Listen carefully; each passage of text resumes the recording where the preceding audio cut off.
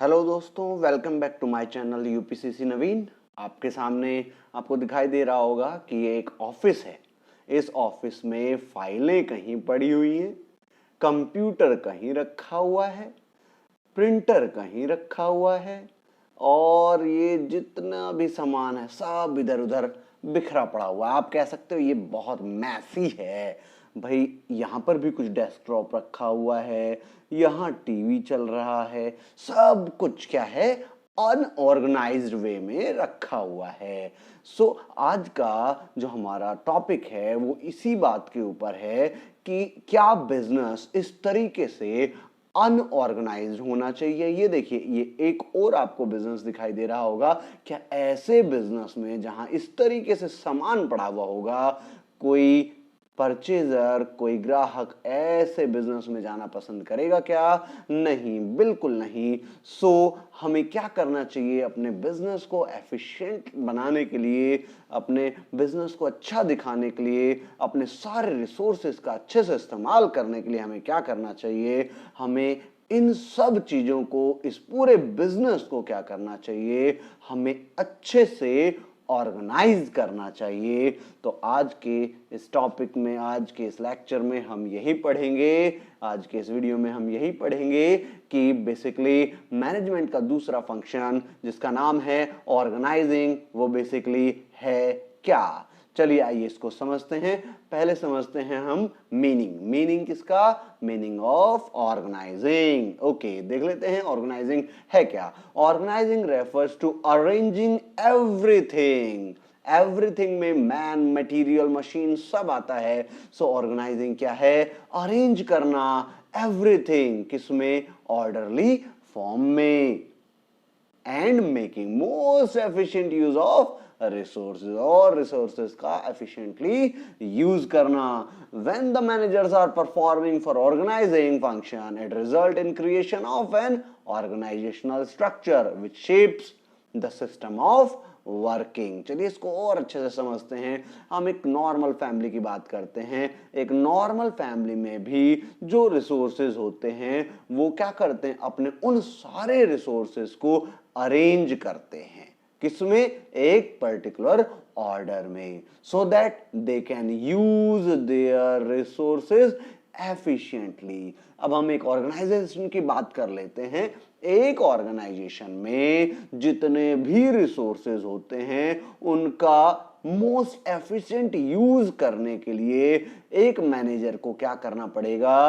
अपने उन सारे रिसोर्सेज को, चाहे वो मैन हो, चाहे वो मटेरियल हो, उन सब को क्या करना पड़ेगा? उसको उन सब को उसे ऑर्डरली फॉर्म में अरेंज करना पड़ेगा। ऑर्डरली फॉर्म में अरेंज करना पड़ेगा। किसको? एवरीथिंग, मैन और मटेरियल और मशीन, सबको जब वो एफिशिएंटली ऑर्डरली फॉर्म में रखेगा तभी उन्हीं सारे से रिसोर्सेज का एफिशिएंट यूज हो पाएगा। व्हेन द मैनेजर्स, जब हमारा जो मैनेजर्स होता है वो क्या करता है? वो ऑर्गेनाइजेशन में एक ऐसा फंक्शन परफॉर्म करता है, एक ऐसा स्ट्रक्चर डेवलप करता है जिससे ऑर्गेनाइजेशन की सारी सिस्टम ऑफ वर्किंग जो है वो एक पर्टिकुलर शेप में आ जाती है। तो उसी को हम क्या बोलते हैं? उसी फंक्शन को हम क्या बोलते हैं? ऑर्गेनाइजिंग। हम इसको सिंपल लैंग्वेज में कह सकते हैं कि ऑर्गेनाइजिंग एक ऐसा फंक्शन है जिसमें मैनेजर क्या करता है? जिसमें मैनेजर अपने सारे रिसोर्सेज को एफिशिएंटली यूज करता है और उनको ऑर्डरली फॉर्म में रखता है। एक ऐसा स्ट्रक्चर डेवलप करता है जिससे ऑर्गेनाइजेशन की सारी वर्किंग जो है वो शेप में आ जाती है और ऑर्गेनाइजेशन में एक पर्टिकुलर स्ट्रक्चर डेवलप होता है। तो इसी फंक्शन को हम क्या बोलते हैं? ऑर्गेनाइजिंग।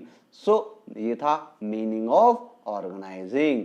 अब हम समझते हैं कि एक मैनेजर ऑर्गेनाइजेशन को शेप में लाने के लिए क्या फंक्शन परफॉर्म करता है और वो जो फंक्शन परफॉर्म करता है वो किस तरीके से परफॉर्म करता है। उस फंक्शन को परफॉर्म करने के लिए जो बिजनेस मैनेजर होता है वो क्या करता है? एक प्रोसेस यूज करता है and that process is called organising process. तो वो प्रोसेस क्या है, चलिए उसको जान लेते हैं। सबसे पहले देख लेते हैं इस ऑर्गेनाइजिंग प्रोसेस का पहला step. Number 1, identification and division of work. जो फर्स्ट स्टेप है ऑर्गेनाइजिंग का वो क्या है, identifying and dividing the work as per plan. The division of work make sure there is no duplication of work and there is no burden of work on one person. Work can be shared among the employees. The manager divides the work into smaller units and each units of work is called a job. समझ नहीं आया, चलिए इसको simple language में समझते हैं। हमारा जो मैनेजर है वो क्या करता है, वो पहले तो पूरे काम को खुद ही समझता है और फिर वो क्या करता है, फिर वो काम के लिए क्या प्लान बनाना और जो प्लान बनाएगा उसमें कौन कौन सी एक्टिविटी को इंक्लूड करना है। फिर वो ये देखेगा कि भाई एक बड़ा वर्क है, मान लीजिए हमें बड़ा वर्क परफॉर्म करना है। अब इस बड़े वर्क को परफॉर्म करने में ये तो है नहीं एक साथ कंप्लीट हो जाएगा, इसको वो क्या करेगा, स्मॉलर पार्ट्स में डिवाइड कर देगा। हर पार्ट को क्या बोल देगा, एक पर्टिकुलर जॉब। हर पार्ट को क्या बोल देगा, वो एक पर्टिकुलर जॉब। ओके, तो उसने क्या किया, मैनेजर ने क्या किया, पहले उसने एक्टिविटीज को, क्या क्या एक्टिविटी हमारे ऑर्गेनाइजेशन के गोल को अचीव करने के लिए जरूरी है, उन एक्टिविटी को उसने आइडेंटिफाई किया और फिर पूरे होल वर्क को उसने स्मॉलर यूनिट्स में क्या कर दिया, डिवाइड कर दिया और उस स्मॉलर यूनिट को क्या बोल दिया, एक पर्टिकुलर जॉब। अब मैनेजर क्या करेगा, उसने आइडेंटिफाई कर लिया, उसने वर्क को डिवाइड कर लिया, उसने ये भी आइडेंटिफाई कर लिया कि मुझे किस लेबर को, किस एम्प्लॉय को कौन सा काम देना है। तो जब वो ये आइडेंटिफाई कर चुका है कि किसको कौन सा काम देना है, जब वो वर्क की डिवीजन कर चुका है, तो अब वो क्या करेगा, अपने जितने भी उसके एम्प्लॉयज हैं उन सबको वो क्या करेगा, काम को डिवाइड कर देगा। ओके, जब वो ये काम परफॉर्म कर लेगा, क्या कर लिया उसने, आइडेंटिफिकेशन कर लिया सारे वर्क का, सारे एम्प्लॉयज का और काम को क्या कर दिया, डिवाइड कर दिया। अब काम भी डिवाइड हो चुका और वो वर्कर्स भी आइडेंटिफाई कर चुका है कि किस किस को मैं कौन कौन सा काम दूंगा।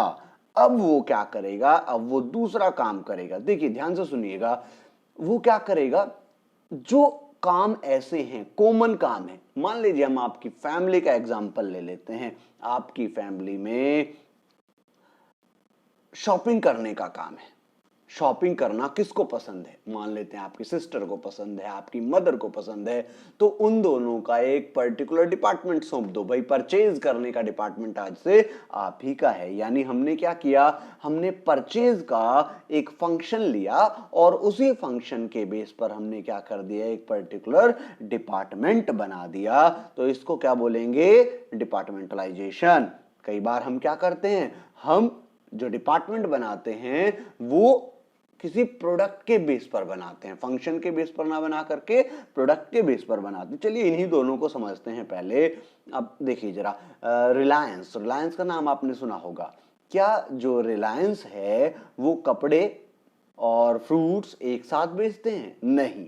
उन्होंने, रिलायंस ने क्या किया हुआ है, रिलायंस ने कपड़े बेचने के लिए वो उन्होंने खोला हुआ है रिलायंस ट्रेंड्स, जबकि उन्होंने सब्जी वगैरह, फल फ्रूट्स वगैरह बेचने के लिए क्या खोला हुआ है, रिलायंस फ्रेश। जूते चप्पल बेचने के लिए उन्होंने क्या खोला हुआ है, उन्होंने खोला हुआ है क्या, रिलायंस फुटवियर। ओके, इसका मतलब उन्होंने क्या किया, उनके बहुत सारे प्रोडक्ट हैं, उन्होंने प्रोडक्ट के बेस पर, क्योंकि ये ऑर्गेनाइजेशन क्या कर रही है, एक से ज्यादा प्रोडक्ट प्रोड्यूस कर रही है, तो उन्होंने अपने प्रोडक्ट के बेस पर क्या किया, उन्होंने अपने प्रोडक्ट के बेस पर ही डिपार्टमेंट तैयार कर दिए। इसको हम बोलते हैं डिविजनल डिपार्टमेंट। बट अगर ऑर्गेनाइजेशन एक से ज्यादा प्रोडक्ट नहीं बनाती, एक बड़ी ऑर्गेनाइजेशन है बट वो एक ही तरीके का प्रोडक्ट बनाती है, तो वो भी क्या कर सकती है, वर्क को डिवाइड कर सकती है, डिवीजन ऑफ वर्क कर सकती है।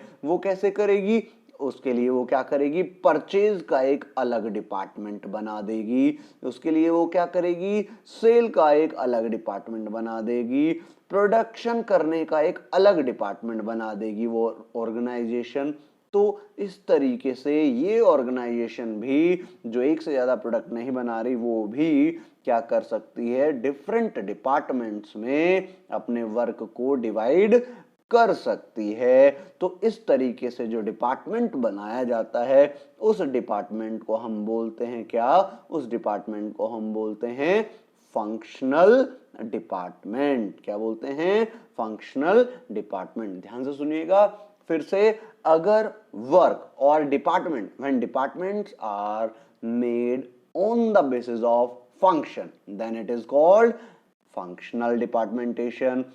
If departments are made on the basis of product, if a firm are making more than one product, अगर फर्म जो है एक से ज्यादा प्रोडक्ट बना रही है तो वो क्या करेंगे, प्रोडक्ट के बेस पर अपना डिपार्टमेंट तैयार करेंगी, डिफरेंट डिपार्टमेंटेशन करेगी, तो उसको क्या बोलेंगे, डिविजनल डिपार्टमेंटेशन।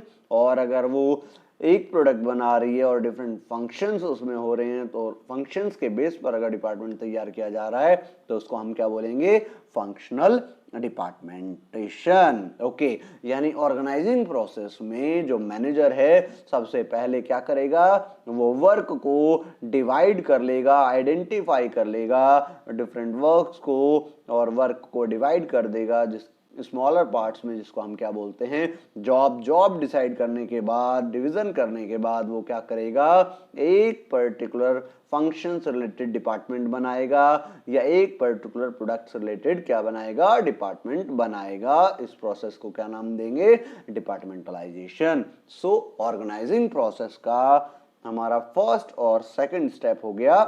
अब हम देखते हैं इसके बाद जो मैनेजर होता है उसको क्या करना होगा। हमारे मैनेजर ने वर्क को आइडेंटिफाई कर लिया, डिपार्टमेंट तैयार कर दिए, अब वो क्या करेगा, अब वो ड्यूटीज असाइन करेगा।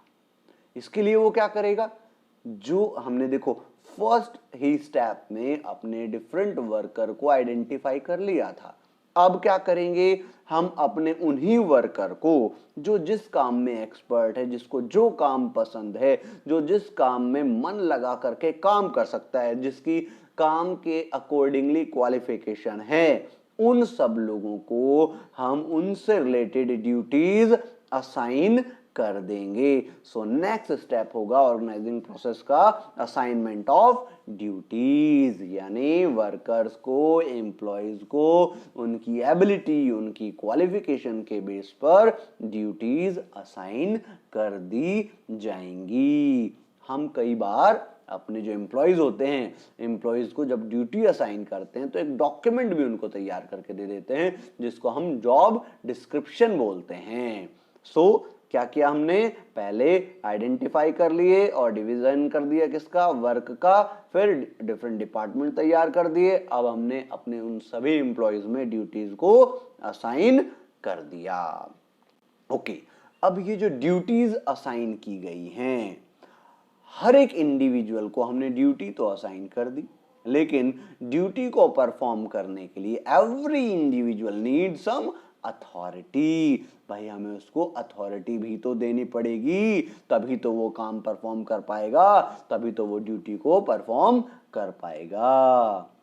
जितने भी इंडिविजुअल होते हैं, हर एक इंडिविजुअल को हम अथॉरिटी देते हैं। All the individuals are assigned some authority matching to the job they have to perform. जो हम उसको अथॉरिटी दे रहे हैं वो उनकी जॉब से मैच करती हुई होनी चाहिए। Okay, the assignment of authority results in creation of superior subordinate relationship. कहने का मतलब ये है कि हम क्या करेंगे, हम जॉब तो हमने उसको दे दी, ड्यूटी तो हमने दे दी, अब हम क्या करेंगे, अब हम उनको जॉब को फुलफिल करने के लिए, जॉब को कंप्लीट करने के लिए उनको कुछ अथॉरिटी देंगे। यानी अथॉरिटी मिलने से कुछ लोग उनके अंडर में काम करेंगे, कुछ लोगों को वो काम बताएगा। यानी यहाँ पर जो क्वेश्चन है वो ये क्लियर होगा कि भाई मुझे किसको काम बताना है और कौन मेरे प्रति अकाउंटेबल होगा। यानी यहाँ पर जब हम ये डिसाइड कर देंगे कि भाई किसको कहाँ पर रिपोर्ट करना है और किसको किससे क्या क्या काम करवाना है, जिससे हमें काम करवाना है, जो बंदा ऐसा होगा जो दूसरों से काम करवाएगा उसको अथॉरिटी ज़्यादा दी जाएंगी, और जिन लोगों से काम करवाया जाएगा उन लोगों को अथॉरिटी कम दी जाएगी। जो लोग काम करेंगे वो किसके प्रति अकाउंटेबल होंगे?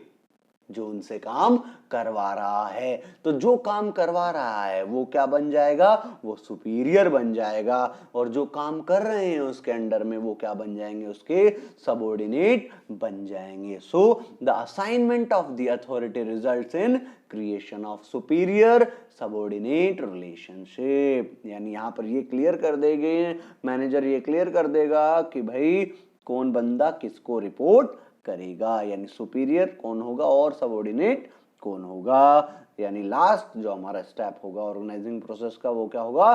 Establishing reporting relationship. चलिए इसको ब्रीफ कर लेते हैं। सबसे पहले फिर से देख लेते हैं। सबसे पहले ऑर्गेनाइजिंग प्रोसेस में वर्क को डिवाइड किया जाएगा, एक्टिविटीज को आइडेंटिफाई किया जाएगा, एम्प्लॉयज को आइडेंटिफाई कर लिया जाएगा। देन क्या करेंगे? डिपार्टमेंटलाइजेशन करेंगे, यानी डिफरेंट डिपार्टमेंट बनाएंगे on the basis of function, तो कहलाएगा functional department. On the basis of product तो क्या कहलाएगा? डिविजनल डिपार्टमेंटेशन। उसके बाद थर्ड काम क्या करेंगे? हम डिफरेंट एम्प्लॉयज को उनकी कैपेबिलिटी, उनकी क्वालिफिकेशन के अकॉर्डिंगली ड्यूटीज असाइन कर देंगे।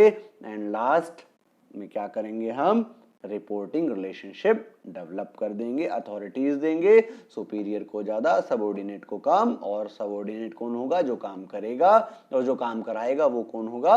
सुपीरियर। यानी ये रिपोर्टिंग रिलेशनशिप को एस्टेब्लिश कर देंगे।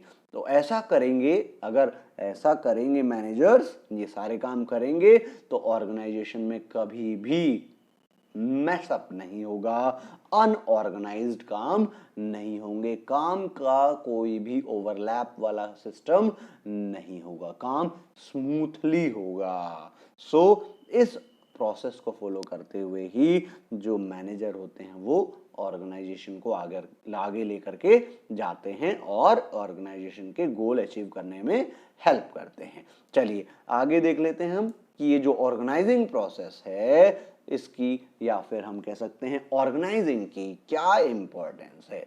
देखिए हमने अभी पढ़ा था ऑर्गेनाइजिंग प्रोसेस के बारे में। अब ऑर्गेनाइजिंग प्रोसेस हमने फॉलो कर ली, ऑर्गेनाइजिंग का हमने मीनिंग जान लिया। ऑर्गेनाइजिंग में हमने क्या किया था? हमने आइडेंटिफाई की थी डिफरेंट टाइप की एक्टिविटी और वर्क को भी डिवाइड कर दिया था। फिर हमने डिपार्टमेंट तैयार कर दिए थे on the basis of function, on the basis of product. Okay, ऐसा करने के बाद हमने क्या किया था? ड्यूटीज असाइन कर दी। अब ड्यूटी हमने कैसे असाइन की थी? ड्यूटी असाइन करने के लिए हमने उनकी कैपेबिलिटी देखी थी, उनकी इंटरेस्ट देखा था, उनकी क्वालिफिकेशन देखी थी। अगर हम इस तरीके से ड्यूटी असाइन करते हैं तो जो बंदा जिस काम में एक्सपर्ट होगा, जैसे उसकी क्वालिफिकेशन होगी, हम उसको वही वर्क दे देंगे। सो इससे हमें फायदा क्या होगा? उस बंदे के अंदर क्या आ जाएगी? स्पेशलाइजेशन आ जाएगी, वो उसी काम में एक्सपर्ट हो जाएगा। हमने क्या किया था? हमने काम को, बड़े काम को हमने छोटी छोटी एक्टिविटी में कन्वर्ट कर दिया था, और एम्प्लॉय को एक पर्टिकुलर जॉब ही परफॉर्म करने के लिए बार बार कहा गया। इससे उसके अंदर क्या आ जाती है? स्पेशलाइजेशन, वो अपने काम का एक्सपर्ट बन जाता है। सो ऑर्गेनाइजेशन में ये काम करने से, ऑर्गेनाइजिंग का काम करने से क्या बेनिफिट है? कि हमें स्पेशलाइजेशन के बेनिफिट मिलने लगते हैं। Next, clarity in working relationship. मुझे पता है कि भाई मुझे किसको रिपोर्ट करना है, who is my superior, and superior is also know who is my subordinate. Okay, यानी ये वर्किंग की भी क्लैरिटी हो जाती है, वर्किंग रिलेशनशिप की क्लैरिटी हो जाती है ऑर्गेनाइजिंग प्रोसेस करने से, ऑर्गेनाइजिंग का काम करने से। अगर ऐसा होगा कि हमारे ऑर्गेनाइजेशन में स्पेशलाइजेशन आ रहा है, सब अपना इंटरेस्ट का काम कर रहे हैं, और हमें मालूम है कि किसको हमें काम करके देना है, कौन हमारा सुपीरियर है, कौन हमारा सबऑर्डिनेट है, ऐसा होने से क्या होगा? सारा काम स्मूथली होगा, रिसोर्सेज का ऑप्टिमम यूटिलाइजेशन होगा, यानी जितने भी रिसोर्सेज हैं, मैन, मटेरियल, मशीन, कोई भी वेस्ट नहीं होगा। नेक्स्ट है अडॉप्शन टू चेंज, क्योंकि हमने क्या किया है, हमने डिपार्टमेंट तैयार किए हैं फंक्शन के अकॉर्डिंग, प्रोडक्ट के अकॉर्डिंग, और हमने एम्प्लॉयज को उनकी इंटरेस्ट के अकॉर्डिंग, उनकी क्वालिफिकेशन के अकॉर्डिंगली ही क्या किया है, हमने उनको ड्यूटीज असाइन की है। इससे क्या होगा, अगर इन्वायरमेंट में कोई चेंज आता है तो हम उस चेंज को इजीली अडॉप्ट कर सकते हैं, हम उस चेंज को इजीली देख करके फिर हम अपनी वर्किंग में धीरे से चेंज या इजीली चेंज, हम कह सकते हैं इसको, इजीली हम इसको चेंज कर सकते हैं। सो अगर एनवायरनमेंट में चेंज होगा तो वो ज्यादा आपके बिजनेस को अफेक्ट नहीं कर पाएगा, आप उस चेंज को इजीली अडॉप्ट कर लोगे। इससे क्या होगा, देखिए ऑर्गेनाइजेशन में स्पेशलाइजेशन भी आ गई, वर्किंग रिलेशनशिप भी क्लियर हो गई, हमारे रिसोर्सेज भी ऑप्टिमम यूटिलाइज हो गए। इसका मतलब हमारी ऑर्गेनाइजेशन जो है वो अपने गोल को भी आसानी से अचीव कर पाएगी। ओके, हमारे जितने भी वर्कर हैं सबको मालूम है मेरी अथॉरिटी कौन है, सारे मिल करके अपने अथॉरिटी के प्रति क्या होंगे, अकाउंटेबल होंगे। यानी हमारा जो एडमिनिस्ट्रेटर होगा, हमारी जो एडमिनिस्ट्रेशन होगा वो इफेक्टिवली वर्क कर पाएगा, कोऑर्डिनेशन अच्छे से हो पाएगा। नेक्स्ट है एक्सपेंशन एंड ग्रोथ। अगर ऑर्गेनाइजेशन में अच्छे से एडमिनिस्ट्रेशन हो रहा है, रिसोर्सेज का ऑप्टिमम यूटिलाइजेशन हो रहा है, तो हमारा बिजनेस भी, हमारे एम्प्लॉयज भी तो खुश होंगे, क्योंकि उन्हें पता है कहाँ क्या काम करना है, सब अपने अपने काम में एक्सपर्ट हैं और सबको उनकी जो विल थी, उनकी जो इंटरेस्ट था, उनकी जो क्वालिफिकेशन थी, उसी के बेसिस पर काम दिया गया था। सो सब कुछ अच्छा होगा, ऑप्टिमम यूटिलाइजेशन होगा रिसोर्सेज का, एडमिनिस्ट्रेशन अच्छा होगा, स्पेशलाइजेशन होगी, तो आपकी ऑर्गेनाइजेशन की एक्सपेंशन एंड ग्रोथ भी होना स्टार्ट हो जाएगी। आपका वर्कर अपने काम में एक्सपर्ट होता जा रहा है, वो एक्सपर्ट होता जाएगा तो धीरे धीरे वो दूसरों को भी काम बताना शुरू कर देगा। हम उसको नई नई अथॉरिटी भी दे सकते हैं, जिससे वो आगे वाले जो उसके जो जिस काम में वो स्पेशलाइज्ड है उसके अलावा भी कुछ और काम परफॉर्म कर पाएगा। तो इससे क्या होगा, हमारा जो पर्सोनल है, हमारा जो एम्प्लॉय है, उसके अंदर भी एडमिनिस्ट्रेटिव की स्किल, एडमिनिस्ट्रेशन की स्किल आ जाएंगी, यानी हमारे जो एम्प्लॉय हैं उनका भी डेवलपमेंट होना शुरू हो जाएगा। सो ये था क्या, organising process and importance of organising. Okay, thank you. अगर आपको ये लेक्चर पसंद आया, ये वीडियो पसंद आई, तो चैनल को लाइक, कमेंट एंड सब्सक्राइब करना ना भूलें। Okay, thank you.